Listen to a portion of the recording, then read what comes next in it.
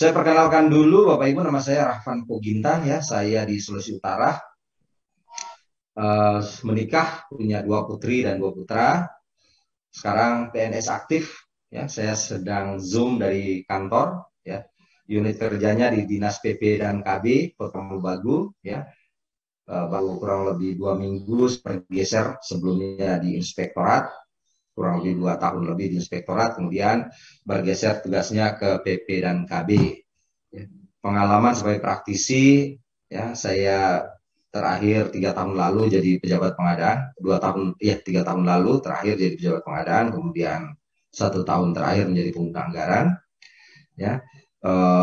Saksi ahli, instruktur, ya trainer sejak 2011, kurang lebih 10 tahun menjadi pelatih pengadaan barang jasa, kemudian saksi ahli pada kasus-kasus pengadaan barang jasa, ya, baik tipikor, perdata, tata usaha negara, ya, kemudian pendamping kontrak, pendamping pengadaan barang jasa pemerintah maupun PBJ di desa, ya, termasuk pengalaman di dalam menjadi tim penyusun beberapa regulasi di Kementerian PUPR, kemudian menyusun regulasi PBJ di Provinsi Papua, ya, karena mereka punya kekhususan tersendiri. Menyusun regulasi-regulasi terkait dengan pengadaan barang jasa di desa. Ya. Oke, baik Bapak Ibu,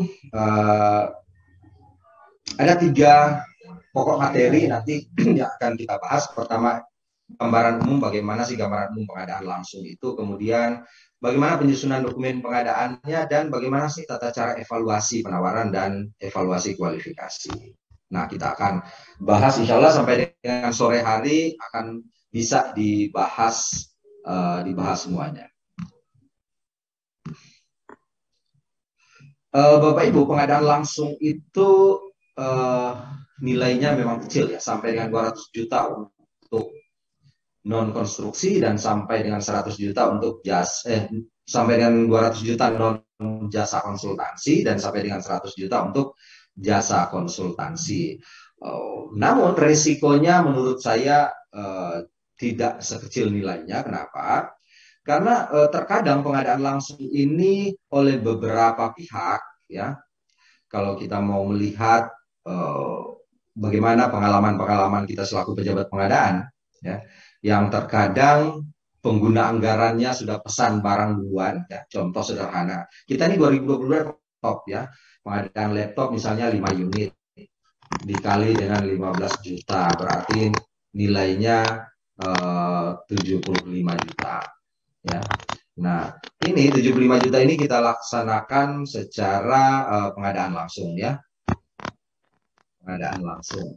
Nah, tetapi apa yang terjadi Bapak Ibu, 5 unit laptop ini pada bulan Januari itu sudah dipesan, ya. Jadi barangnya sudah dipesan oleh siapa? Biasanya, mohon maaf, biasanya ini PA sudah pesan duluan barangnya. Jadi, pada saat barangnya datang, laptop 5 unit ini datang, di bulan Januari, justru pejabat pengadaannya belum di-SK-kan, ya. Belum ada SK pejabat pengadaan. Nantilah pada bulan Februari, misalnya Pak dipanggil pejabat pengadaannya, diminta untuk melakukan proses, ya, menyelesaikan administrasinya sampai pada meminta pejabat pengadaan untuk membuat kontraknya. Nah, itu beberapa fenomena yang terjadi beberapa tempat yang pernah saya temui, kurang lebih seperti itu keluhan-keluhan teman-teman kita pejabat pengadaan, ya. Akhirnya apa yang terjadi? Yang terjadi bukan pengadaan langsung, ya. Bukan pengadaan langsung, tapi yang terjadi adalah langsung pengadaan.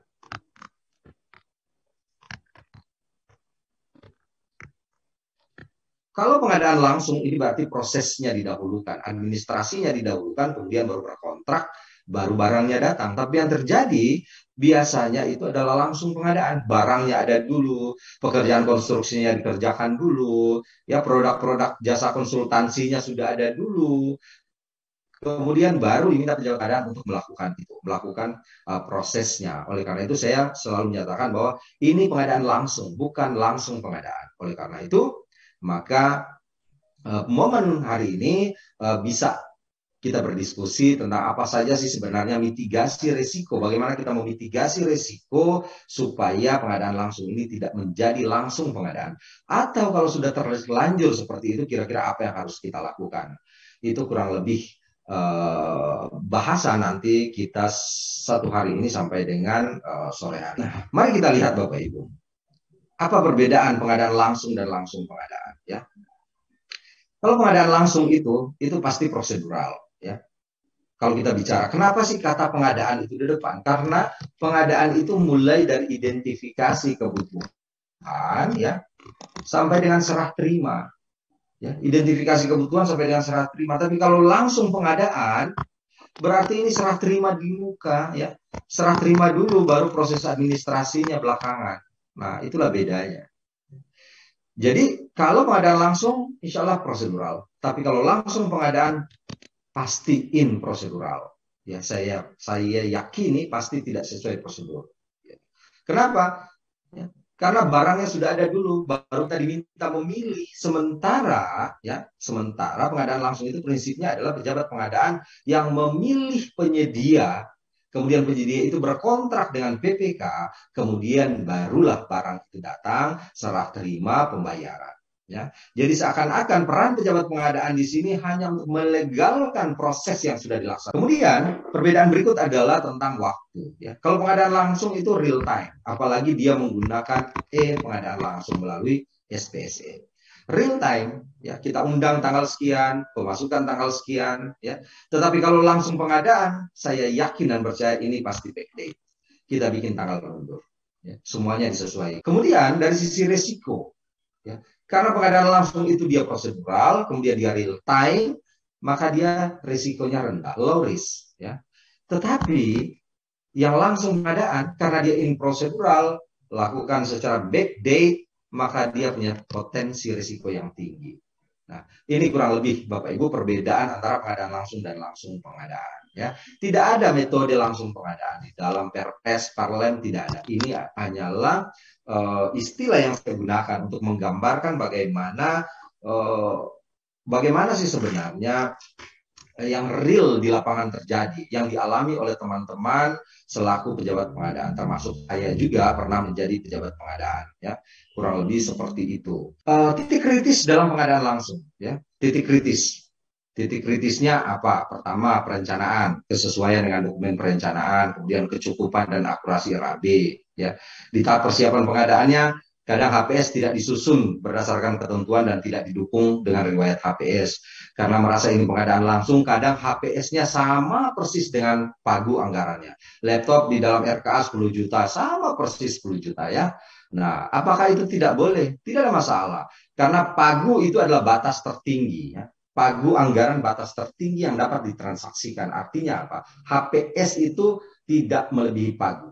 Nah, tetapi bukan berarti bahwa HPS itu sama dengan pagu. Ya, jadi hati-hati Bapak Ibu, walaupun dia pengadaan langsung, tetapi HPS itu betul-betul harus disusun secara real sesuai dengan harga yang wajar yang berlaku, kemudian didukung dengan riwayat HPS. Dari mana HPS itu kita dapat?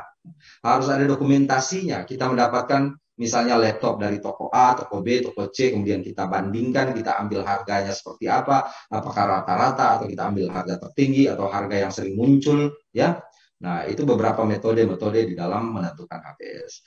Kemudian spesifikasi teknis tidak sama dengan perhitungan HPS, ya. Ingat, apalagi barang-barang elektronik, ya. High spec, high cost, ya. Jadi antara spesifikasi dan cost itu berbanding lurus. Ya. Jangan pernah kita berharap mau barang bagus tapi harga murah. Ya. Kenapa? Karena harga selalu mengikuti spesifikasi. Kemudian rancangan kontrak tidak disusun dengan tepat.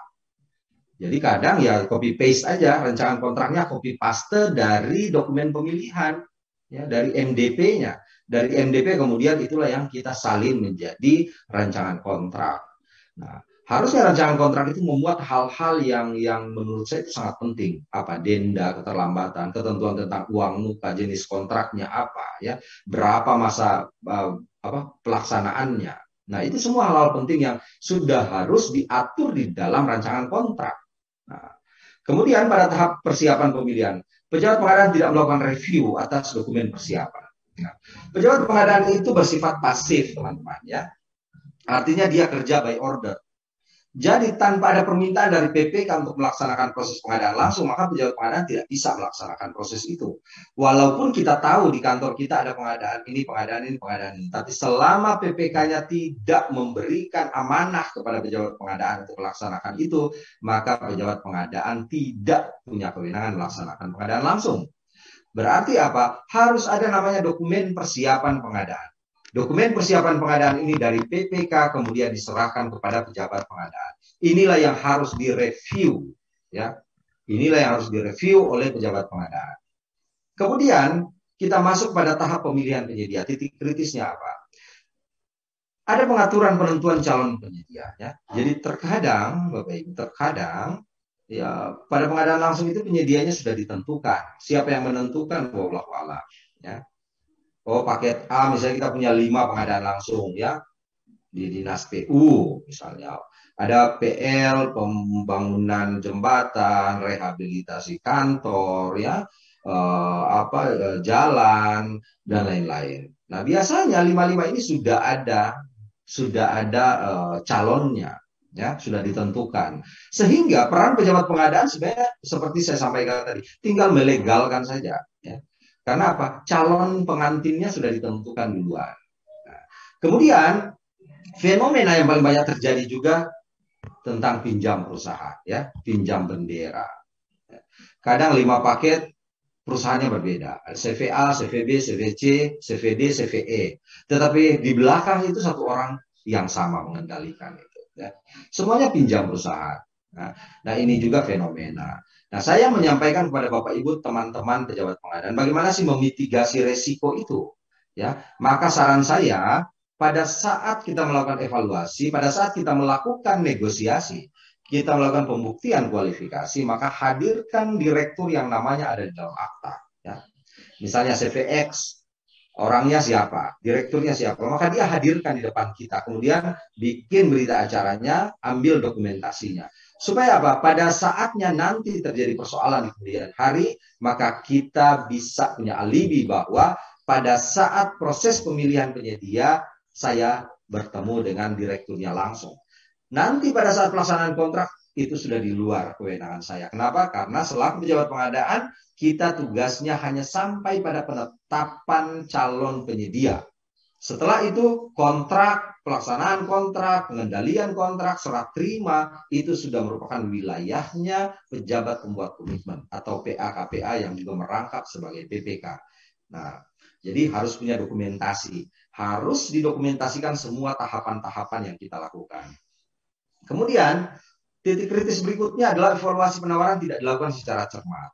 Ya, kenapa tidak cermat? Nah, ini terkadang yang tadi karena menganggap ini kan pengadaan langsung, sangat jarang saya mendengar bahwa pengadaan langsung itu gagal. Ya, jadi biasanya sudah pinjam perusahaan, masuk misalnya SBU tidak sesuai, ya kita abaikan kadang seperti itu. Oleh karena itu maka Bapak Ibu selaku pejabat pengadaan, kalau memang dia tidak memenuhi persyaratan, ya jangan kita luluskan, ya.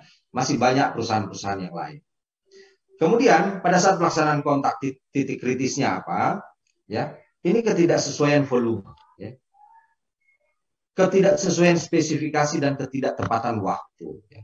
Kadang pelaksanaannya 60 hari kalender. Sudah lebih 60 hari kalender, tetapi tetap kita bikinnya berita acara serah terimanya tepat waktu. Jadi tidak dikenakan denda keterlambatan. Nah, pengadaan langsung ini bersifat tertutup. Beda dengan tender atau seleksi, di mana tender atau seleksi ini bersifat terbuka. Ya, semua orang bisa mengikuti dan jejak-jejak elektroniknya semuanya bisa melihat. Ya. Tetapi pengadaan langsung ini bersifat tertutup, ya, tidak bersifat terbuka. Oke. Itulah beberapa titik kritis dalam metode pengadaan langsung. Oke. Baik Bapak Ibu, kita lanjut pada definisi, ya. Apa sih pengadaan langsung itu? Pengadaan langsung barang, pekerjaan konstruksi, jasa lainnya. Ini berdasarkan Perpres 12 pasal 1 angka 40 dan 41. Jadi ini angka 40-nya, ini angka 41-nya. Bahwa pengadaan langsung itu metode pemilihan penyedia untuk mendapatkan penyedia barang, konstruksi, jasa lainnya yang bernilai paling banyak 200 juta rupiah. Jadi cut off-nya ada pada nilai 200 juta rupiah. Nah, pada jasa konsultansi itu batasannya adalah maksimal 100 juta rupiah. Nah, nilai ini adalah nilai HPS bukan PAG. Ya. Jadi kalau di dalam DPA kita misalnya ada pengadaan laptop ya nilainya 205 juta ya ini pagu. Tapi pada saat penyusunan HPS ternyata HPS-nya itu tidak lebih 200, anggaplah 199 juta. Maka metodenya ini menjadi metode pengadaan langsung ya.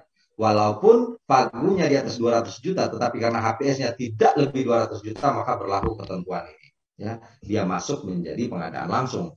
Terus ada yang bertanya, apakah ini bukan memecah paket? No, ini bukan pemecahan paket. Ya, pemecahan paket itu adalah kalau dia 300 juta, contoh Bapak Ibu ya, laptop 30 unit dikali dengan 10 juta, berarti kan 300 juta. Kemudian dia bagi dua, triwulan pertama dibuat 15 unit kali 10 juta, ini menjadi 150 juta. Inilah dilaksanakan PL. Ya. Kemudian triwulan kedua sama juga, 150 juta.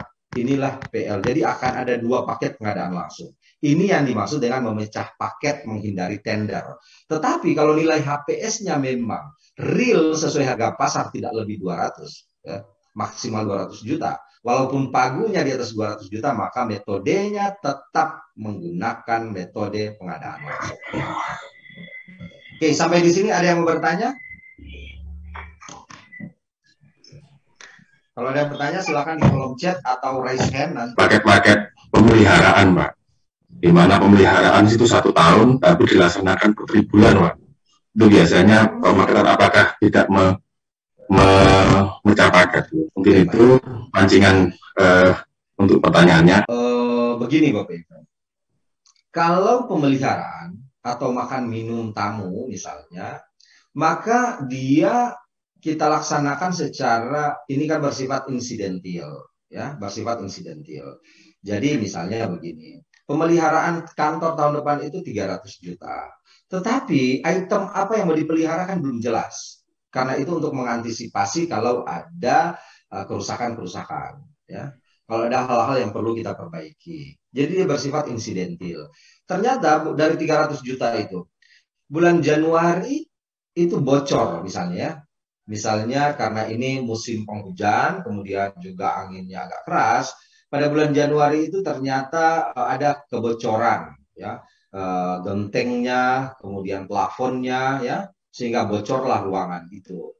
Setelah dihitung nilainya itu misalnya perbaikannya butuh anggaran sekitar 20 juta. Nah, pertanyaannya, apakah kita harus menunggu ya kerusakan-kerusakan yang lain?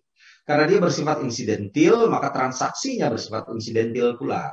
Sehingga bulan Januari itu kita transaksikan senilai kerusakan itu. Kita lakukan pemeliharaan terhadap 20 juta tadi. Ya.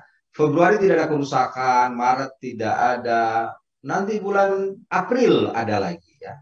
Beda kalau pemeliharaan itu memang kita sudah niatkan bahwa pemeliharaan tahun depan itu pengecatan ya, kemudian kamar mandinya kita perbaiki, maka kita hitung ada RAB-nya, kita hitung ternyata pemeliharaan itu nilainya misalnya 250 juta.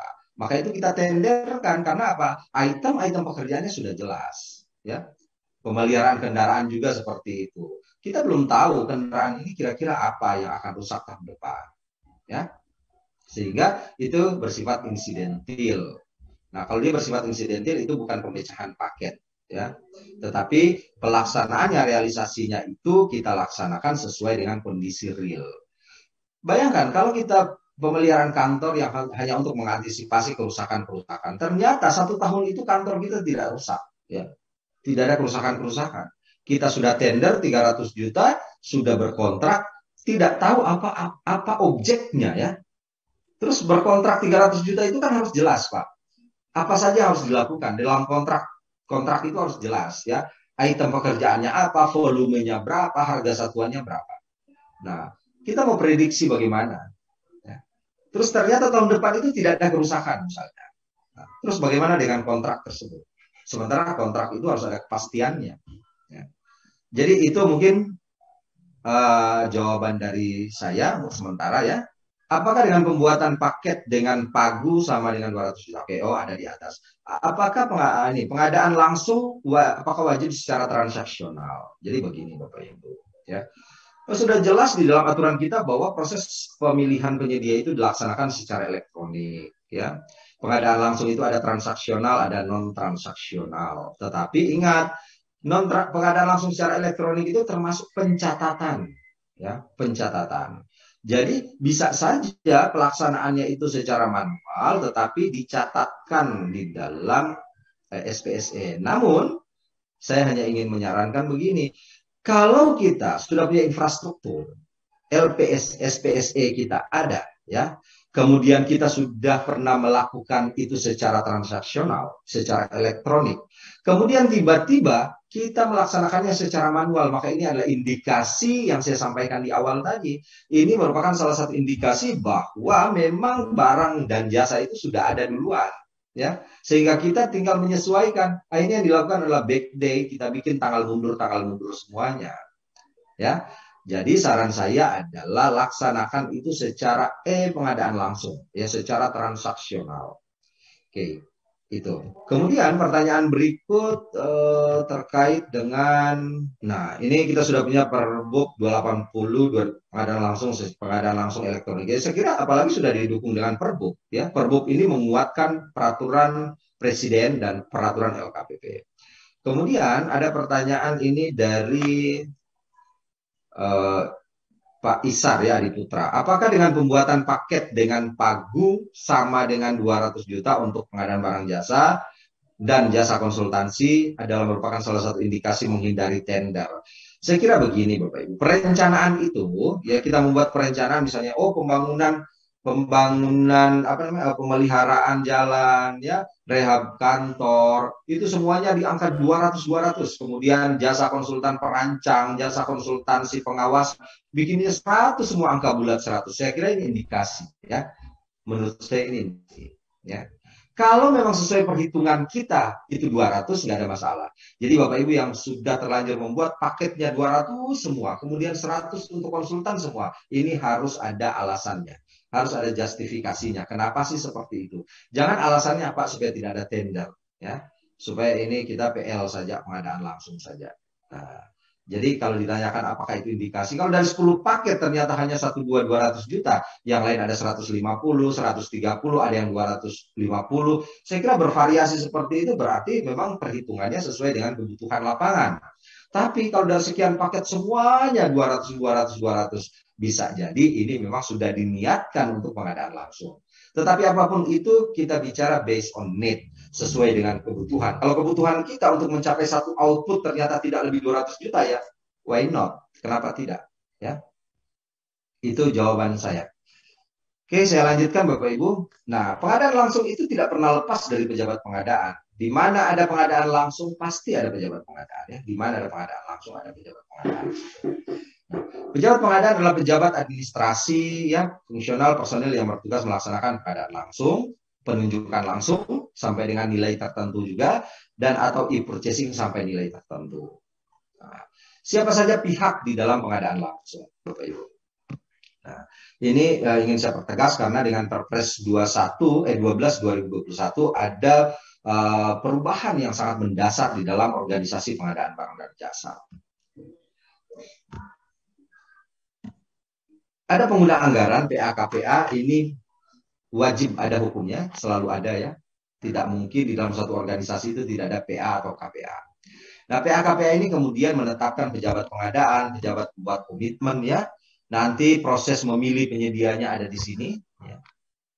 Jadi penyedianya dipilih oleh pejabat pengadaan, walaupun terkadang, ya, calon penyedianya itu sudah ditentukan, tetapi intinya secara formil itu yang memilih adalah pejabat pengadaan. Nanti proses memilih di sini oleh pejabat pengadaan, pada saat sudah terpilih, kemudian nanti PPK lah yang berkontrak dengan penyedia. Nah, Bapak Ibu, bagaimana dengan PJPHP? PJPHP ini yang awalnya melakukan pemeriksaan administrasi itu sudah tidak ada. Jadi PJPHP itu sudah dihapus dari sebelumnya ada di Perpres, mulai dari Perpres Kepres 80, ya, Perpres 54 2010, Perpres 16, Nah, pada Perpres 21 2021 ini dihilangkan. Ini juga menjadi perdebatan sengit waktu penyusunan Perpres 12 ya. Saya salah satu dari sekian banyak yang memang mengusulkan bahwa PPHP PJPHP itu sebaiknya dihilangkan saja karena sifatnya mubazir ya. Ini mubazir. Sehingga organisasinya hilang tetapi tupoksinya tidak hilang. Tetap pemeriksaan fisik maupun administrasi menjadi tanggung jawabnya pejabat pembuat komitmen. Ya, bukan berarti PPHP hilang kemudian fungsinya hilang, ya, hanya organisasinya saja yang hilang. Pejabat pengadaan melakukan e-purchasing sampai dengan 200 juta, di atas 200 juta dilakukan PPK. Apakah boleh PPK melakukan e-purchasing di bawah 200 juta? Saya kira jelas ya Bapak Ibu. Tugas dan kewenangan para pihak kita mulai baca pasal 8, 9, 10, 11, 12, ya 13 di situ mengatur tentang pelaku pengadaan. Nah, pejabat pengadaan kewenangannya sampai 200 juta untuk e-purchasing. Di atas 200 juta barulah itu kewenangannya pejabat buat komitmen. Jadi sudah jelas batasan-batasan kewenangannya, batasan-batasan tugasnya, batasan-batasan nilai yang bisa dikelola. Ya, jadi apakah boleh di bawah 200 juta? Jawaban saya adalah itu kewenangannya pejabat pengadaan.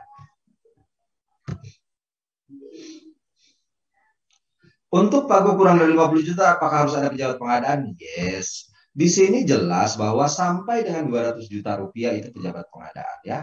Sampai dengan 200 juta rupiah ada pejabat pengadaan. Tapi nanti kita lihat ya, nanti kita akan bahas.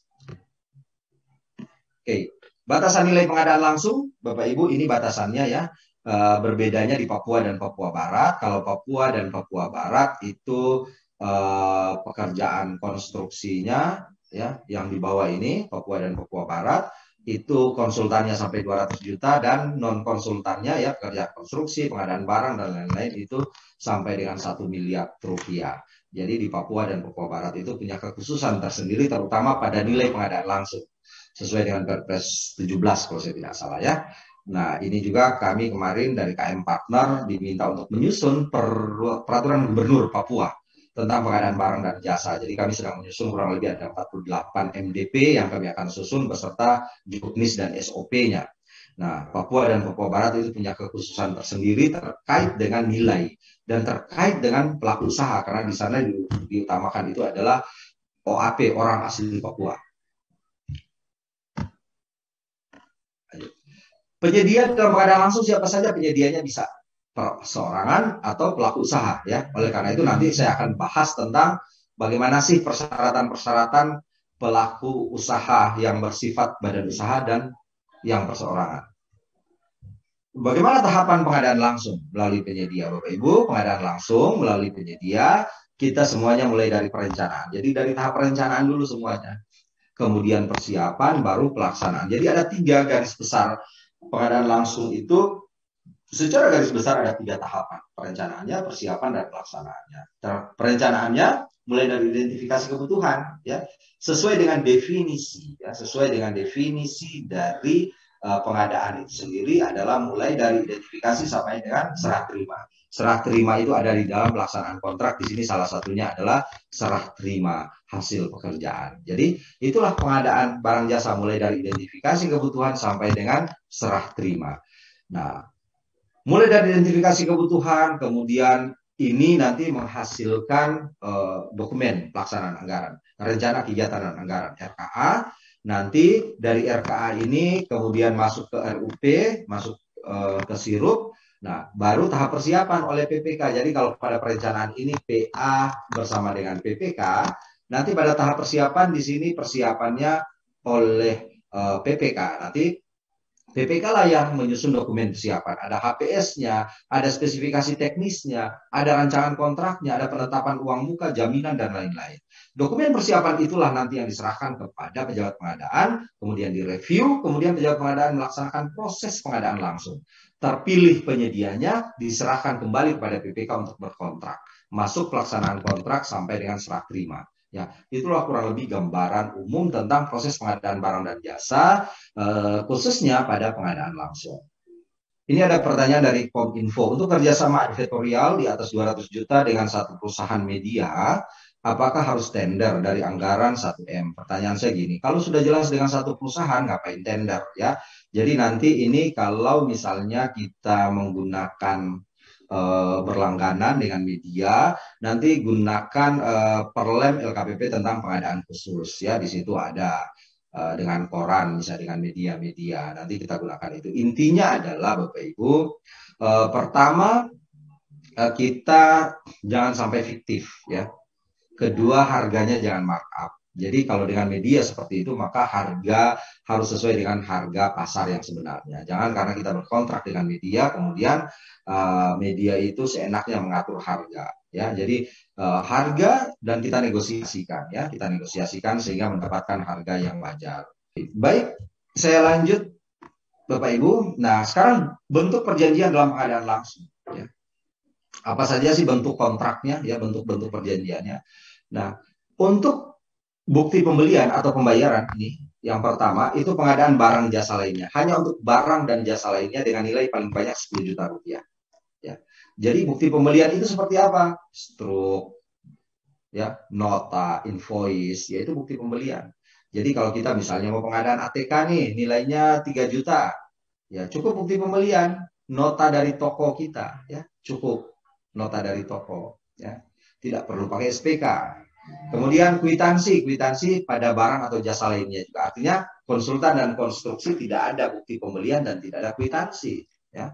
Ini nilainya paling banyak 50 juta rupiah. Di atas itu kita menggunakan yang namanya surat perintah kerja atau SPK.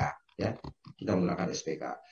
Jasa konsultan sampai dengan 100 juta. Ada yang bertanya, Pak, gimana kalau konsultan kita kan pekerjaan fisiknya cuma 100 juta, konsultannya cuma 10 juta. Masa kita harus pakai SPK? Yes. Ya. Jadi namanya konsultan, namanya konstruksi tetap menggunakan SPK. Paling rendah SPK. Di atas itu baru menggunakan surat perjanjian. Nah ini khusus di Papua dan Papua Barat karena mereka PL-nya di atas 100 juta jasa konsultasi, ya, dan di atas 200 juta untuk pekerjaan konstruksi, maka kalau ada PL di atas nilai tersebut, dia tidak boleh menggunakan SPK, tapi harus menggunakan surat perjanjian. Ini hanya berlaku untuk Papua dan Papua Barat. Nah, non-Papua dan Papua Barat, kita berhentinya di SPK atau surat perintah kerja. Ya. Nanti bentuknya seperti apa, nanti saya akan bagikan sebentar. Pengadaan langsung, apakah wajib membuat surat pesanan? Bapak Ibu, kalau dia bukti pembelian dan kwitansi, ada pesanannya. Ya. Tetapi pada saat dia masuk menggunakan surat perintah kerja, maka di situ tidak ada pesanan, ya, tetapi penawaran. Kita masuk pada tahap persiapan pemilihan penyedia. Nah, persiapan pemilihan dilaksanakan setelah, Bapak Ibu, ya, setelah pejabat pengadaan menerima permintaan pemilihan dari PPK yang dilampiri dokumen persiapan. Jadi, itu yang saya sampaikan bahwa pejabat pengadaan itu bersifat pasif. Dia melaksanakan persiapan, melaksanakan proses pemilihan itu setelah dia menerima permintaan. Jadi harus ada surat secara tertulis, ya, surat dari PPK kepada pejabat pengadaan, meminta pejabat pengadaan melaksanakan proses pengadaan langsung. Kemudian dilampiri dengan apa? Dengan dokumen persiapan. Dokumen persiapan ini minimal isinya ada HPS, ya, ada spesifikasi teknis, ada rancangan kontrak atau rancangan SPK. Ya. Inilah dokumen persiapan yang harus diserahkan oleh PPK kepada pejabat pengadaan. Nah, setelah pejabat pengadaan mendapatkan dokumen ini, kemudian dia melakukan review. Ya. Jadi ini direview, HPS direview, spek direview, ya, SPK direview, kemudian ada beberapa hal yang harus direview, termasuk RUP-nya direview, analisis pasarnya, ya kita melihat itu. Nah, setelah kemudian direview oleh PPK, semuanya sudah memenuhi persyaratan, barulah dia menetapkan persyaratan penyedia. Ya, ini pejabat pengadaan bersama dengan PPK. Kira-kira kualifikasinya seperti apa? Ya, kira-kira persyaratan teknisnya seperti apa? Apakah kita mempersyaratkan dukungan? Apakah kita mempersyaratkan jaminan, garansi, jaminan purna jual pada pengadaan barang misalnya? Ya, nah itu semuanya dibahas. Kemudian setelah penetapan persyaratan, penetapan jadwal pemilihan, kapan sih kita mulai? Ya, undangannya kapan, pemasukan penawarannya kapan, evaluasinya sampai dengan proses penyerahan atau laporan dari pejabat pengadaan kepada pejabat pembuat komitmen. Setelah jadwal selesai, baru kemudian penetapan dokumen pemilihan. Nah, inilah kurang lebih rangkaian ceritanya, alur ceritanya. Jadi, ingat, PPK dulu, ya, menyerahkan dokumen persiapan, ada suratnya kepada pejabat pengadaan bersama PPK kemudian duduk bersama mereview itu, duduk bersama menyusun persyaratan, kemudian menetapkan jadwalnya, barulah pejabat pengadaan menetapkan dokumen pemilihan. Nah, barulah proses itu mulai. Undangan, pemasukan penawaran, evaluasi, pembuktian kualifikasi, negosiasi, dan seterusnya sampai dengan dokumen itu selesai, ada berita acara hasil pengadaan langsungnya, BAHPL, diserahkan kepada pejabat pembuat komitmen dan ditindaklanjuti dengan kontrak oleh pejabat pembuat komitmen. Belanja ATK apakah butuh ya review pejabat pengadaan dan DPP, dokumen persiapan ya dari PPK? Bapak Ibu, kalau ini menggunakan SPK ya, tapi kalau dia hanya pengadaan langsung yang bukti pembelian sampai dengan 10 juta kan tidak perlu HPS-nya ya. Jadi real saja seperti kita belanja, datangi tokonya ya, kita pesan barangnya, kemudian dilakukan transaksi. Berapa harga realnya itulah yang dimuat di dalam bukti pembelian ya. Tapi kalau ATK-nya misalnya, ATK-nya itu ternyata suatu kali kita pengadaan nilainya 70 juta. Ya otomatis harus ada dokumen persiapannya ya, karena kita sudah menggunakan SPK. Kalau kita masih menggunakan kwitansi atau bukti pembelian ya tidak perlu ya. Karena apa? Tidak perlu ada dokumen-dokumen tadi itu. Oke. Lanjut, naruh review dokumen persiapan. Apa saja yang direview? Pertama Bapak Ibu spesifikasi teknis ya, KAK kalau pada konsultan ya. Kita review itu ya. Kemudian HPS-nya kita melihat kecukupannya, apakah HPS-nya ini tidak melebihi pagu anggaran ya. Kemudian penetapan HPS-nya ya. Kemudian rancangan SPK-nya jangan hanya kosong kita lihat di situ. Di rancangan SPK sudah menentukan jenis kontrak tidak ya. Di rancangan SPK itu sudah ada ketentuan tentang sanksi berupa denda, jenis kontraknya, masa pelaksanaannya, semuanya itu nanti kita harus bahas di dalam review untuk rancangan kontrak. Kemudian dokumen anggaran belanja. Jadi pejabat pengadaan itu harus mendapatkan fotokopi salinan dari DPA ya atau RKA sehingga pejabat pengadaan bisa melihat oh kegiatan pengadaan laptop ini pagunya 100 juta. HPS-nya berapa sih? Nah, kalau dia lebih dari pagu maka disitulah dia mereview memberikan masukan bahwa ternyata ini HPS sudah melebihi pagu. Tidak bisa kalau HPS melebihi pagu. Contoh, pagunya 100 juta, HPS-nya 101 juta. Tidak boleh. Jadi HPS maksimal sama dengan pagu anggaran. Dan disinilah check and recheck. Ya. Jadi pejabat pengadaan itu mengecek lagi. Kemudian ID paket RUP untuk memastikan apa? Bahwa paket ini sudah di-entry di dalam sirup. Jadi RUP itu dapat di-entry pada saat pembahasan tahap 2 di DPR ya. Sudah ada persetujuan DPR tentang Ranperda. Jadi pada saat DPR sudah setuju tentang Ranperda, maka disitulah bisa dilaksanakan mulai entry RUP-nya, proses pemilihannya bisa dilaksanakan. Kalau saya kemarin, kami kumpul Pak, kumpul semuanya, admin RUP-nya dikumpul satu kali, kemarin ya. Kebetulan pagi saya diminta untuk memberikan pengantar dulu, semuanya dikumpul dan semuanya melakukan entry di tempat itu, membawa RA dan entry sambil dibimbing oleh bagian PBJ-nya. Jadi PBJ-nya langsung mendampingi teman-teman SKPD untuk mengentry. Jadi dari 43 SKPD ya kemarin alhamdulillah selesai ya. Karena apa? Sirup ini juga bagian dari penilaian MCP kita oleh KPK ya. Apakah sirupnya itu di entry-nya melewati tahun atau sebelum tahun anggaran berakhir ya. Nah, itu ada poinnya kalau di penilaian MCP KPK. Teman-teman di Inspektorat pasti tahu. Kemudian apalagi yang kita review penggunaan barang. Kapan barang ini dibutuhkan? Kalau barang itu dibutuhkannya nanti di akhir tahun ya jangan dulu kita lakukan prosesnya sekarang ya. Nah, baru analisis pasar untuk melihat ketersediaan pelaku usaha di pasar. Kemudian uraian identifikasi ini untuk pekerjaan konstruksi. Jadi inilah kurang lebih review dokumen persiapan mengacu pada Perlem LKPP 12/2021 lampiran 3.1. Jadi ini adalah dasar hukumnya. Nah, sampai di sini Bapak Ibu ada yang mau ditanyakan? Untuk pembelian TV 15 juta, dokumen apa saja yang harus disiapkan oleh pejabat pengadaan? Nah, ini juga Bapak Ibu jadi tantangan kita di pemerintah daerah. Kalau pihak keuangannya harus meminta dalam bentuk SPK, berarti kita harus menggunakan SPK. Kalau menggunakan SPK berarti harus ada dokumen-dokumennya, ya. Pejabat pengadaan harus mengundang dan lain-lain.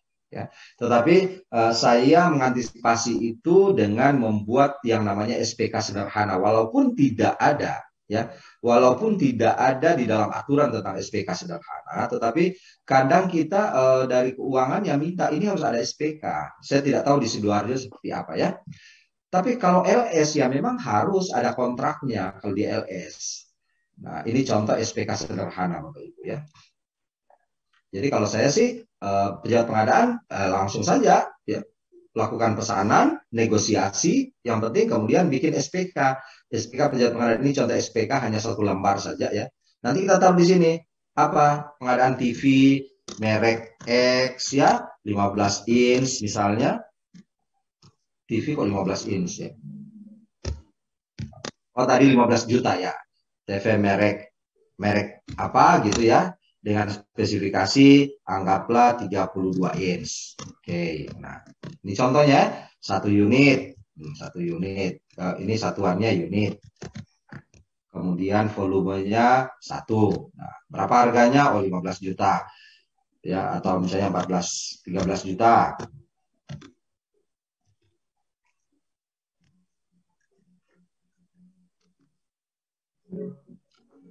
Tambah PPN dan lain-lain, kemudian tanda tangan tanda tangan antara PPK dan penyedianya ya. Inilah SPK yang nanti bisa kita gunakan untuk nilai-nilai yang memang kecil tetapi oleh keuangannya mempersyaratkan SPK.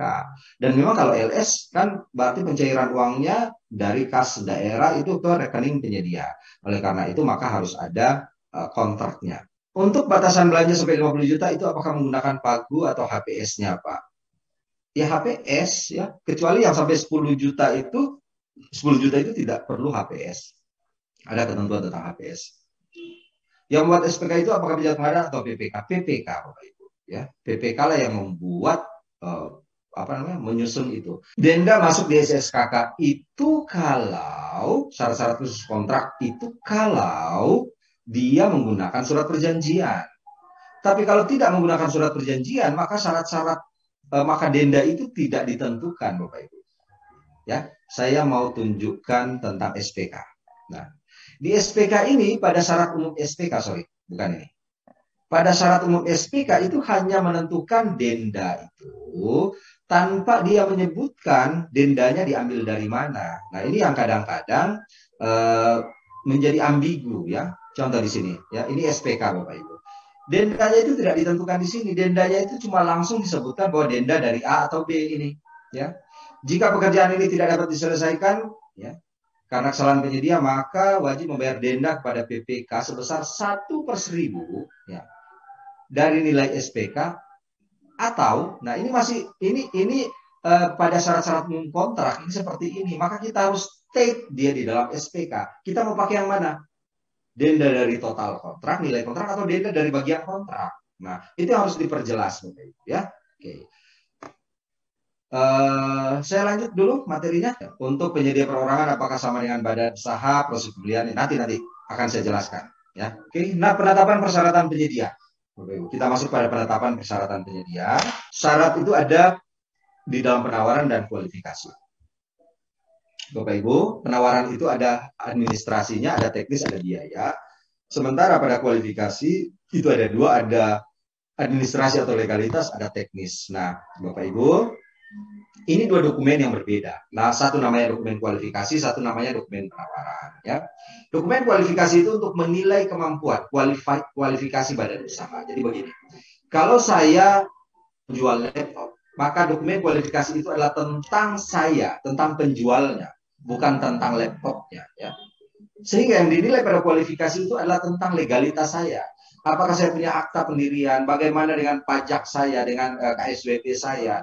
Bagaimana dengan pengalaman saya? Ya, nah, itu kita bicara itu legalitas dan teknis. Jadi bicara dulu tentang badan usahanya, tentang kalau perseorangan tentang kemampuan perseorangannya. Belum bicara tentang barang jasanya. Nah, Kalau dokumen penawaran itu bicara tentang barang atau jasa yang ditawarkan. Kalau laptop berarti harus ada surat penawaran, berapa sih harga laptop itu ditawarkan? Apa sih merek laptop itu? Kapan laptop itu dikirimkan? Ya, semuanya bicara tentang barang jasa yang ditawarkan. Jadi itulah kita menentukan syarat. Ya, ada kualifikasi tentang badan usaha dan ada penawaran tentang barang jasa yang ditawarkan. Ya. Nah, itulah orang mengenal dengan adanya prakualifikasi, ada pasca. Kalau prakualifikasi kita menilai badan usahanya dulu, menilai badan usahanya, sehat tidak badan usahanya, ada izin nggak badan usahanya, bayar pajak nggak dia, ya, punya akta pendirian tidak, punya pengalaman nggak, nah, itu tentang kualifikasinya. Kemudian kalau tentang penawaran ya yang tadi, berapa barang yang dia tawarkan harganya, volumenya berapa banyak, berapa harga satuannya, kemudian ada nggak garansinya dan lain-lain. Ya, nah itulah. Jadi prakualifikasi berarti menilai kualifikasi dulu, menilai badan usaha dulu, baru kemudian menilai barang jasa yang ditawarkan. Tapi kalau pasca kualifikasi berarti kedua-duanya masuk dan dievaluasi secara bersamaan. Nah, itulah filosofi pra dan pasca kualifikasi. Masuk pada penetapan jadwal pemilihan, Bapak Ibu. Nah, ini contoh jadwal pemilihan. Kalau menyusun jadwal, yang pertama adalah tahapan dulu kita perhatikan. Apa saja sih tahapannya? Nah, inilah tahapan. Setelah kita menyusun tahapan, barulah kita menyusun jadwalnya. Ya. Kapan kira-kira? Ya. Tahapannya mulai dari undangan. Ya. Kemudian penyampaian dokumen, sampai pada penerbitan STNK. Ini 8 sampai dengan 11, ini wilayahnya pejabat pembuat komitmen. Sementara 1 sampai 7, ini wilayahnya pejabat pengadaan. Ya. Ini saya sudah jelaskan di sini. Jadi kalau kita mengestimasi pengadaan langsung dengan SPK, ini dengan SPK ya, itu kurang lebih berapa lama? Ya. Contoh, di bulan Juni ini, kita mengundang penyedia itu hari Senin tanggal 15. Ini, kita undang penyedia. Maka berapa hari sih sebenarnya dari undangan ke pemasukan penawaran? Ya. Kalau kita merujuk pada ketentuan yang ada di Perlem, di Perpres, itu tidak ada yang mengatur, terutama di Perlem 12, tidak ada yang mengatur tentang batasan hari, seperti pada tender atau seleksi. Kalau tender misalnya pengumumannya minimal ya paling kurang 5 hari kerja. Kemudian ada unwheezing, kapan dilakukan ya. Nah, semuanya ada batasan-batasan waktu minimal. Tetapi pada pengadaan langsung, waktu pelaksanaan tiap tahapan itu disesuaikan dengan kebutuhan. Nah, apa yang harus kita perhatikan pada jadwal? Pertama tahapannya ya, tahapannya. Kalau by system, by elektronik sudah otomatis given ya, udah given by system tahapan-tahapannya. Kita tinggal menentukan waktunya. Saya selalu mengatakan begini, yang perlu kita perhatikan pada pengadaan langsung itu ya, pada jadwal adalah jarak antara undangan dan pemasukan. Itu yang paling penting ya. Jaraknya, saya selalu kalau di dalam proses pengadaan langsung ini minimal 2 hari, minimal 2 hari. Mau kalender atau hari kerja, ya terserah. Hari kalender boleh, hari kerja boleh. Ya. Minimal 2 hari. Kenapa minimal 2 hari? Ini pendapat saya ya, bahwa kalau 2 hari itu masih dianggap logis. Jadi hari Senin kita undang, maka Selasa, Rabu, 2 hari itu adalah kesempatan bagi pelaku usaha yang kita undang untuk menyusun penawaran. Itu masih logis dan realistis. Jangan begini Pak, Ibu. Jangan kita nyusun jadwal tuh hari Senin undangan, Selasa pemasukan. Karena kita mau buru-buru nih, Senin undangan, Selasa pemasukan, langsung evaluasi semuanya Selasa, Rabu sudah penetapan pemenang. Bolehkah seperti itu? Kalau jawabannya boleh atau tidak, jawaban saya boleh. Ya, boleh. Tetapi kalau pertanyaannya logis dan realistis atau tidak, jawabannya tidak. Ya. Ini salah satu indikasi bahwa pelaku usaha itu sudah menyiapkan dokumennya. Nanti Bapak Ibu auditor, karena saya juga mantan dari inspektorat, ya 2 minggu lalu masih di inspektorat. Kalau terlalu mepet antara undangan dan pemasukan, maka ini salah satu indikasi bahwa memang pelaku usaha yang kita undang itu sudah siap dengan dokumennya. Atau, ya mohon maaf, atau jangan-jangan pejabat pengadaannya sudah menyusun dokumen itu.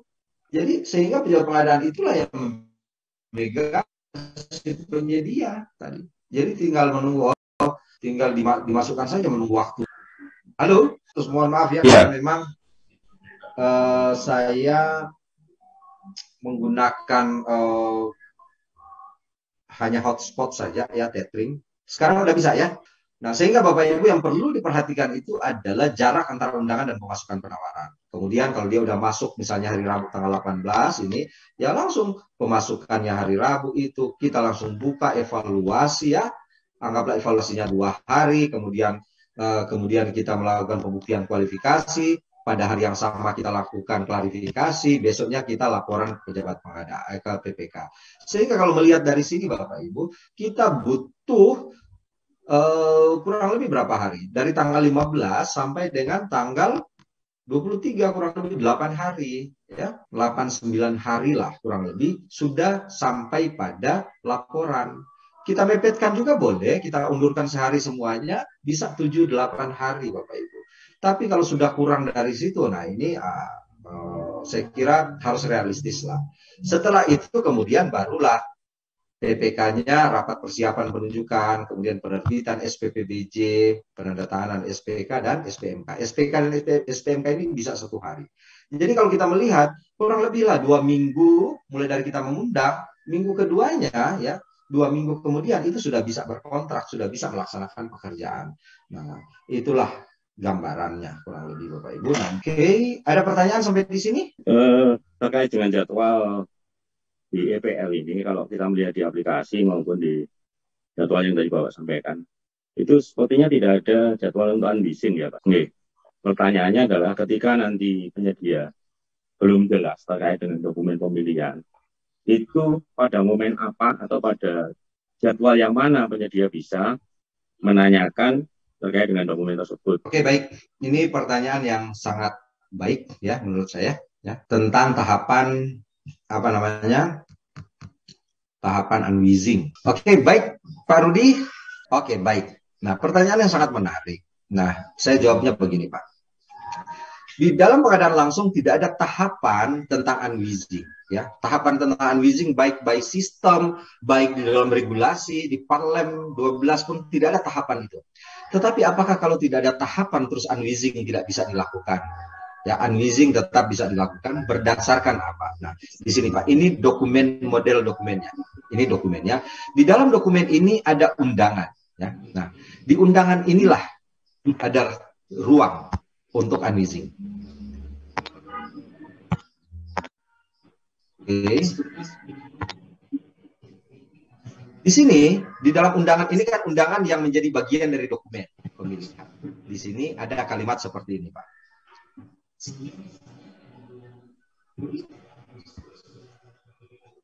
Apabila saudara membutuhkan keterangan dan penjelasan lebih lanjut, ya, dapat menghubungi kami sesuai alamat tersebut di atas sampai dengan batas akhir pemasukan penawaran. Inilah ruang untuk dilakukan pemberian penjelasan. Unleashing. Artinya apa? Unleashing pada pengadaan langsung itu ada tetapi dilaksanakan secara offline. Tidak secara online karena tidak diakomodir oleh sistem. Tetapi bukan berarti tidak ada karena dianggap begini, Pak. Karena ini adalah pengadaan langsung, hanya satu pesertanya, ya, sehingga kalau peserta itu membutuhkan penjelasan, ada hal-hal yang kurang jelas, maka dia bisa langsung datangi pejabat pengadaannya dan minta penjelasan. Ini yang dimaksud dengan identitas barang itu apa, ya? Ini kok misalnya ada perbedaan, Pak? Kenapa ini masa pelaksanaannya di dalam SPK-nya 30 hari, tapi di dalam LDP-nya misalnya 20 hari. Ini yang mana? Nah, sehingga disitulah ruang komunikasi bagi pejabat pengadaan dan calon penyedia yang kita undang. Itu Pak Rudi ya. Nah, untuk proses ini apakah perlu dituangkan dalam berita acara, Pak? Yes, semua apa namanya? Kalaupun dia butuh penjelasan, ya, maka kita bikin berita acara pemberian penjelasan. Apa yang ditanyakan dan apa jawabannya. Kalau pemberian penjelasan itu membutuhkan adendum, maka dokumennya di adendum. Contoh tadi saya bilang. Ya. Masa pelaksanaan di dalam SPK-nya itu, rencana SPK-nya 30 hari, tapi di LDP-nya 20 hari. Nah, mana yang mau diikuti? Nah, di pemberian penjelasan itulah dijelaskan bahwa apa namanya, masa pelaksanaan itu mengacu pada masa pelaksanaan diatur dalam SPK selama 30 hari kalender. Oleh karena itu, maka di dalam LDP itu diubah awalnya dari 20 menjadi 30 hari kalender dan akan dilakukan adendum dokumen pemilihan. Maka pejabat pengadaan melakukan adendum dan mengupload lagi. Baik. Jadwal itu bisa dirubah, Pak. Ya. Tapi perubahannya tentu harus ada alasan yang jelas. Kalau ini pekerjaannya sederhana, tidak banyak dokumen yang disiapkan. Kita sudah mempersiapkan misalnya 3 hari. Nah, sampai hari ketiga, penyidik itu kemudian meminta pejabat pengadaan untuk memperpanjang. Kalau alasannya dapat diterima oleh pejabat pengadaan, ya no problem. Silakan ditambah waktunya. Ya. Tapi kalau menurut pejabat pengadaan, ini kan tinggal kelalaian penyedia saja, ya nggak usah. Berarti dianggap sampai dengan batas pemasukan penawaran tidak ada yang menawar, maka dia bisa mengundang penyedia yang lain. Ya. Jadi tergantung subjektivitasnya pejabat pengadaan. Tetapi subjektivitas pejabat pengadaan itu tentu harus ada dasarnya.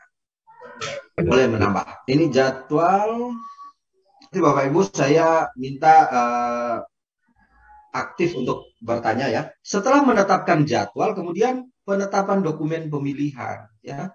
Nah, ini kalau dokumen pemilihan itu yang kita gunakan itu kurang lebih ada 8 MDP khusus pengadaan langsung ya. 4 MDP non jasa konstruksi dan 4 MDP jasa konstruksi. Jadi kurang lebih ada 8. Nah, oleh pejabat pengadaan MDP ini dijadikan dokumen pemilihan. Jadi jangan nanti di dalam dokumen kita masih tertulis juga model gitu loh ya. Jadi kalau menyusun MDP itu sudah harus dokumen, bukan lagi model. Jadi Bapak Ibu, ini model. Tapi pada saat kita sudah bikin ini, sudah masukkan persyaratannya dan lain-lain, maka model ini kita hilangkan. Ya. Model ini dihilangkan. Jadi ini model ini kita hilangkan. Jadi tinggal jadi dokumen pemilihan. Ya. Nah, oke. Itulah namanya penetapan. Penetapan dokumen pemilihan. Dokumen pemilihan untuk pengadaan jadi kurang lebih ada 8 Bapak Ibu ya. Untuk pengadaan langsung barang, jasa konsultan, jasa lainnya, jasa konsultansi non konstruksi itu ada lampiran 413 itu untuk pengadaan langsung barang, 14 jasa lainnya, 15 badan usaha, jasa konsultansi badan usaha dan jasa konsultansi perorangan. Kemudian kalau pengadaan langsung jasa konstruksi juga ada 4 tapi dia ada di lampiran 5. Lampiran 5.1 perorangan, konsultan perorangan, kemudian konsultan badan usaha, pekerjaan konstruksi perorangan, pekerjaan konstruksi badan usaha. Jadi ada kurang lebih 8 MDP. Tergantung kita mau pengadaan barang, silakan gunakan lampiran 4.13 ya. Pekerjaan konstruksi kalau badan usaha lampiran 5.4 ya. Ini Bapak Ibu. Lanjut, metode pemilihan pengadaan langsung. Metodenya seperti apa? Metode kualifikasinya pasca, semuanya pasca ya. Mau dia konsultan juga pasca ya. Kemudian evaluasi kualifikasi semuanya sistem gugur, tidak ada sistem nilai. Even itu jasa konsultan. Kalau pada tender, pada seleksi kan menggunakan menggunakan sistem nilai ya. Kemudian evaluasi penawarannya pun semuanya sistem gugur. Tidak ada sistem nilai. Dan penyampaian dokumennya satu file. Ya, ini metode pemilihan pengadaan langsung. Mau apapun pekerjaannya, semuanya sama. Pasca kualifikasi, sistem gugur baik penawaran dan kualifikasi serta pemasukan penawarannya satu file. Nah, masuk pada persiapan pemilihan pengadaan langsung, Bapak Ibu. Ini ada di Perlem LKPP 12, ya, di lampiran 531. Pertama, pejabat pengadaan mencari informasi terkait pekerjaan yang akan dilaksanakan dan harga.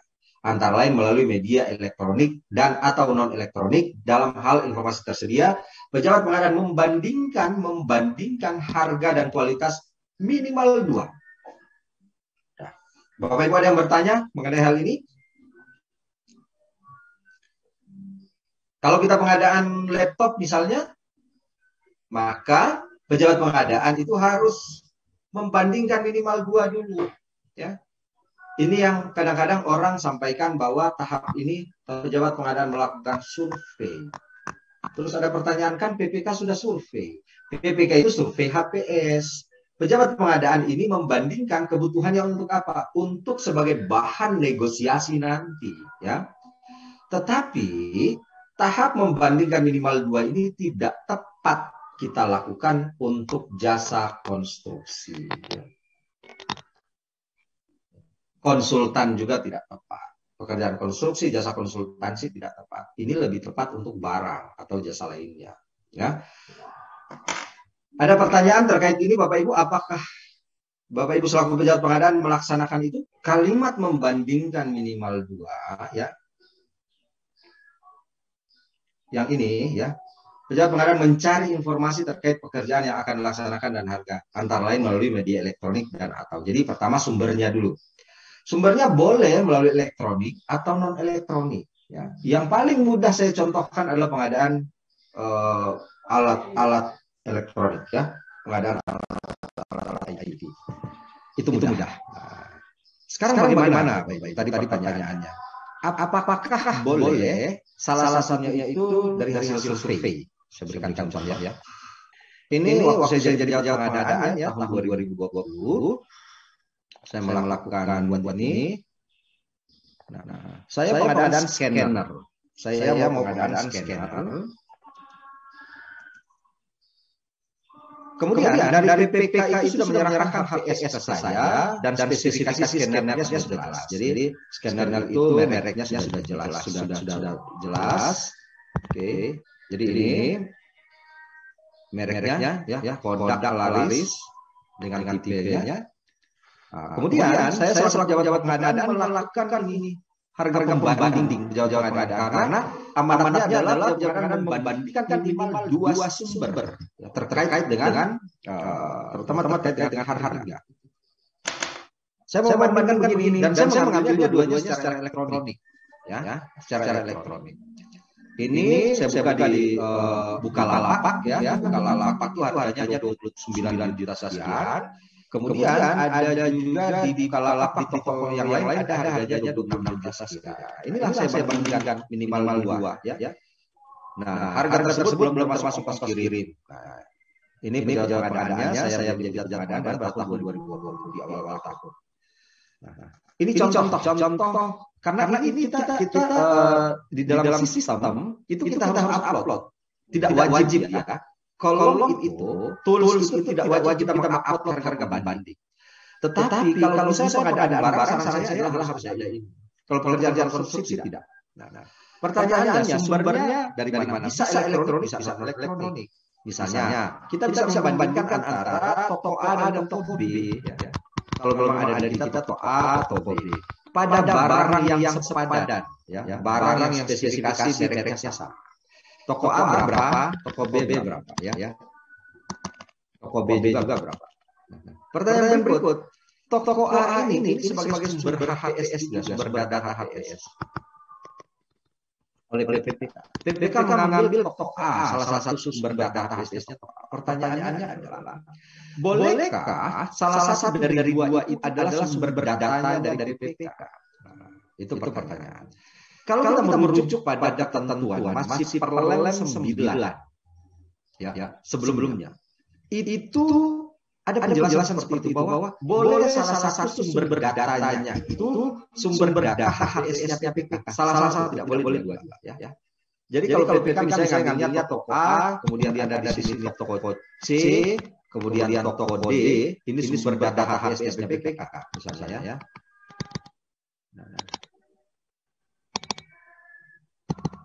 B ini tidak, maka pejabat pengadaan bisa membandingkan minimal 2 itu antara toko A dan toko B. Toko A adalah salah satu sumber data HPSPK, toko B tidak masuk dalam sumber data HPSPK. Jadi ada dan B inilah yang menjadi dasar kita membandingkan. Bisa secara online, bisa secara offline, ya. Bisa secara elektronik dan bisa secara non elektronik. Saya lanjut. Ini masih banyak materi kita loh, Pak. Kemudian setelah itu pejabat pengadaan menyusun, dan ingat ini harus diunggah melalui SPSE. Kan ada tuh bagian untuk kita mengunggah itu. Kemudian kedua, pejabat pengadaan menyusun dokumen pengadaan langsung yang menggunakan SPK. Jadi pejabat pengadaan menyusun, kemudian pemilihan ini pengecualiannya yang ketiga, tidak perlu saya bahas. Tahapannya seperti apa? Ya.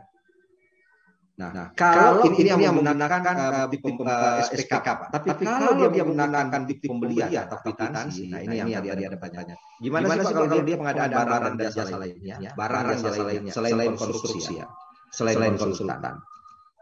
Kalau kita menggunakan bukti pembelian atau kwitansi, tahapannya sederhana. Pejabat pengadaan melakukan pemesanan, ya, dia lakukan pemesanan, penyedia dan PK melakukan serah terima. Jadi pejabat pengadaan pesan saja.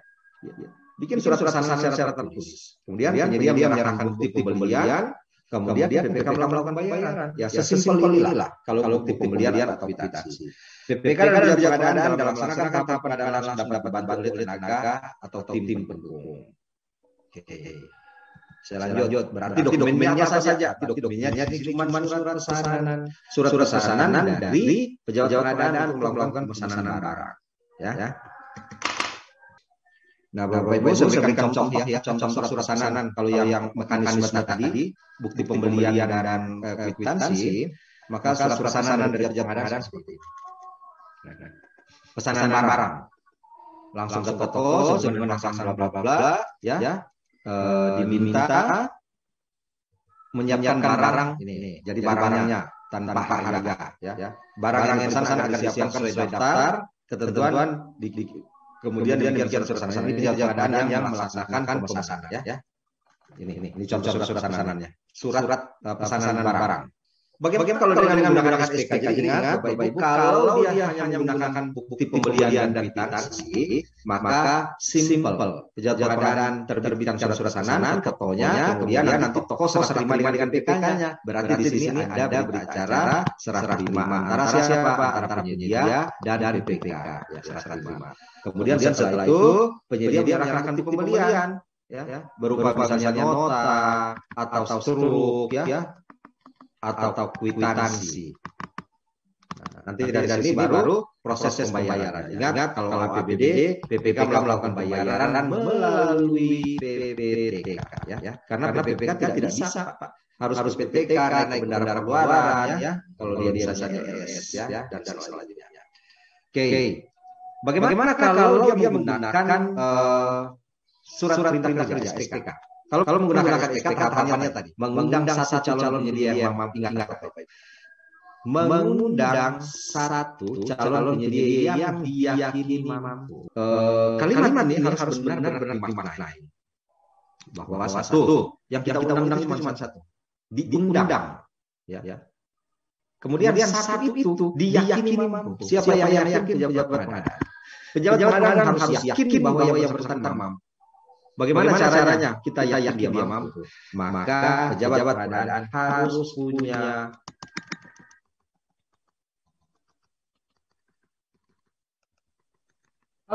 privilege, harus ada pengetahuan terdahulu tentang yang diundang. Apa saja itu terutama terkait dengan pengalaman.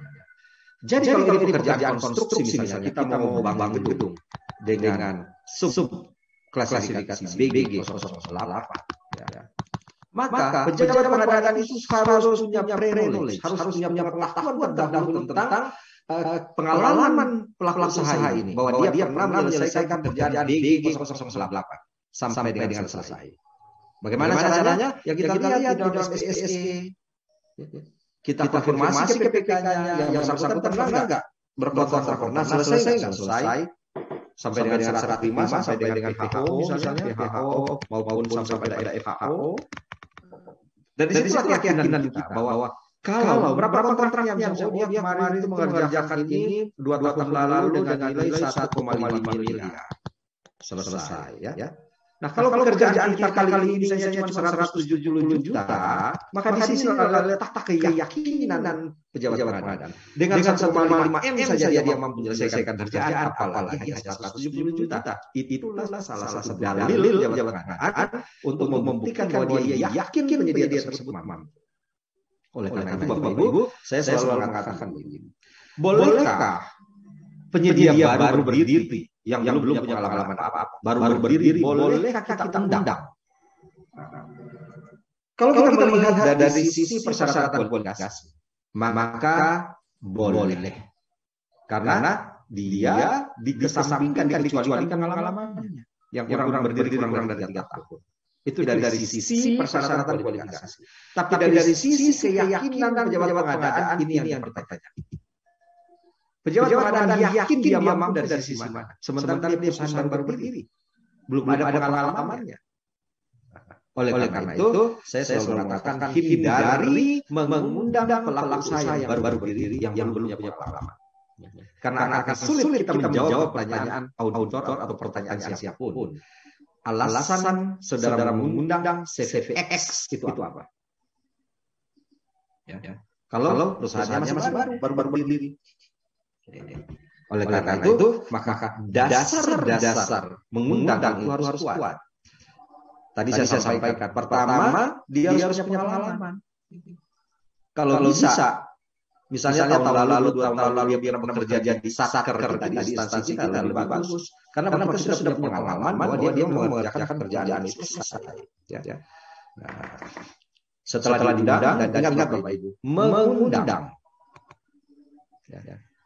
Beda frasa yang digunakan pada pengadaan langsung tender atau seleksi. Tender atau seleksi dia menggunakan kata mengumumkan.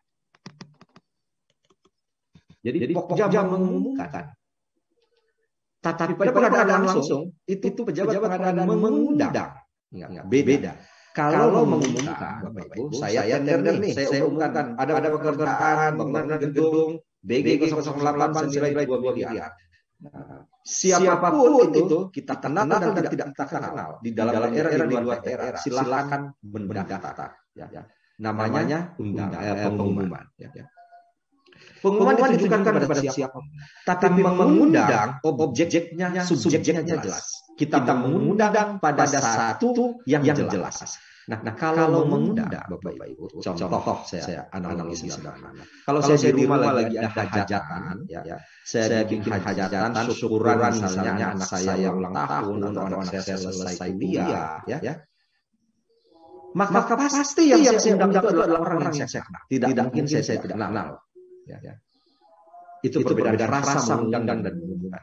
Tapi kalau misalnya saya adalah lurah, kemudian saya ingin ada kerja bakti hari Jumat kerja bakti, maka saya mau mengumumkan.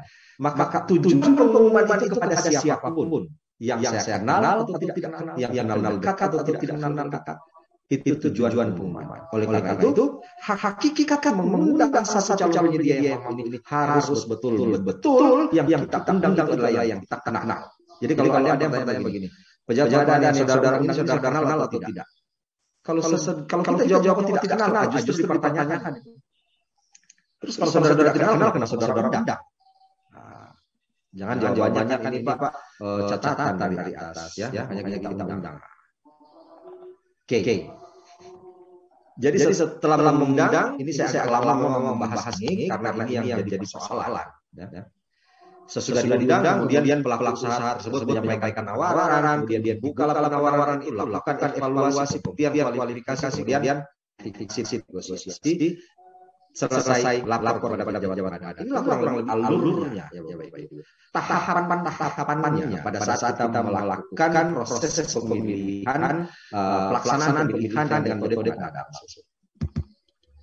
Sampai di sini ada pertanyaan? Kemudian ada lagi pertanyaan, nanti saya tunjukkan jawabannya, saya akan tunjukkan. Ada tadi pertanyaan di situ Mas. Ada satu pertanyaannya apa itu ya? Bisa dibacakan? Untuk TR boleh mengundang beberapa penyedia. Oh, enggak boleh. Tidak boleh. Udah jelas pasalnya ya. Saya mau jelaskan asbab nuzul pasal itu. Jadi gini. Kalau dia waktu itu masih Permen Parlemen KPP 9, itu kalimatnya pejabat pengadaan mengundang pelaku calon penyedia yang dia mampu, tidak menyebut angka di situ. Oleh karena itu by system kita boleh mengundang lebih dari satu. Tetapi dengan adanya Perlem 12 sudah jelas undang-undang 1. Saya termasuk tim menyusun Permen PU 14. Saya memasukkan dalam batang tubuh bahwa untuk jasa konstruksi tidak boleh seperti ini. Makanya pada Permen PU 14 tidak ada kalimat membandingkan minimal buah pada Permen PU. Karena saya meminta itu tidak usah diadopsi, ketentuan. Kedua, bahwa harus disebutkan secara jelas pejabat pengadaan undang-undang 1. Jangan menjadi ambigu. Pada Permen sebelumnya tidak ada kalimat undang-undang 1, tetapi mengundang calon penyedia yang mamam. Oleh karena itu by system boleh mengundang lebih dari 1. Tapi dengan adanya Perlem 12/2021 ini, saya menyatakan bahwa tidak boleh mengundang lebih dari 1. Ya, karena sudah jelas di situ mengundang 1. Bapak Ibu, kalau kita mengundang lebih dari 1, bukan lagi pengadaan langsung namanya. Karena sudah ada kompetisi di dalam. Kalau sudah ada kompetisi, maka kita harus menyiapkan ruang bagi penyedia yang keberatan dalam bentuk sanggahan. Karena pasti ada yang tidak puas, ya. Maka kita buka ruang sanggahan di situ. Pada keadaan langsung tidak ada harapan itu. Itulah filosofinya kenapa mengundangnya undang satu saja. Oke. Kedua, pertanyaan tadi tentang apa namanya? Bolehkah PPK itu ya? Bolehkah PPK ini memesan sendiri untuk pengadaan yang bawah wujud tentara jasa pengadaan? Oke. Perlem 12 ya. Tahapannya mari kita lihat. Pengadaan langsung dengan menggunakan di pembelian atau kwitansi yang tadi sampai 50 juta, ya. Persyaratan kualifikasinya hanya identitas dan lain-lain. Pejabat pengadaan dilaksanakan tahapan pengadaan langsung pejabat pengadaan sebagai berikut. Pejabat pengadaan melakukan pemesanan barang dan jasa lainnya ke pelaku usaha. Dalam hal melakukan pemesanan, pejabat pengadaan dapat dibantu oleh tenaga pendukung. Jadi artinya bisa bukan pejabat pengadaan yang melakukan pemesanan, tapi dia dibantu oleh tenaga pendukung. Siapa itu tergantung PA, siapa yang ditunjuk. Ini sampai 50 juta. Kedua, penyedia dan PPK melakukan serah terima, penyedia menyerahkan bukti dan atau PPK melakukan bayaran. Mari kita lihat kalimatnya, ya. Mari kita lihat baik-baik kalimatnya. Tahapan untuk yang sampai 50 juta. Tahapannya ini. Pertama, pejabat pengadaan pesan atau boleh tim pendukung yang memesan. Setelah dipesan, kemudian penyedia dan PPK melakukan serah terima. Baru penyedia menyerahkan bukti, ya. Bukti pembayaran, bukti pembelian, atau kwitansi pada PPK dan atau PPK melakukan pembayaran. Nah inilah Bapak Ibu di ujung kalimat pada poin 3 ini. Di situ ada kalimat, ada kata dan atau. Dan atau PPK melakukan pembayaran. Nah, ini dimaknai dengan bahwa karena dia menggunakan kata dan atau berarti 1, 2, 3, 4 ini bisa saja tidak semuanya.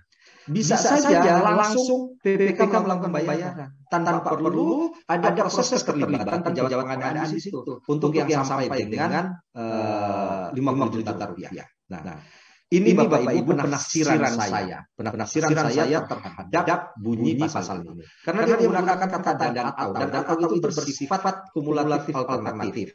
Jadi bisa semuanya 1 sampai dengan 4 atau bisa salah satu saja atau 2 saja, 3 saja.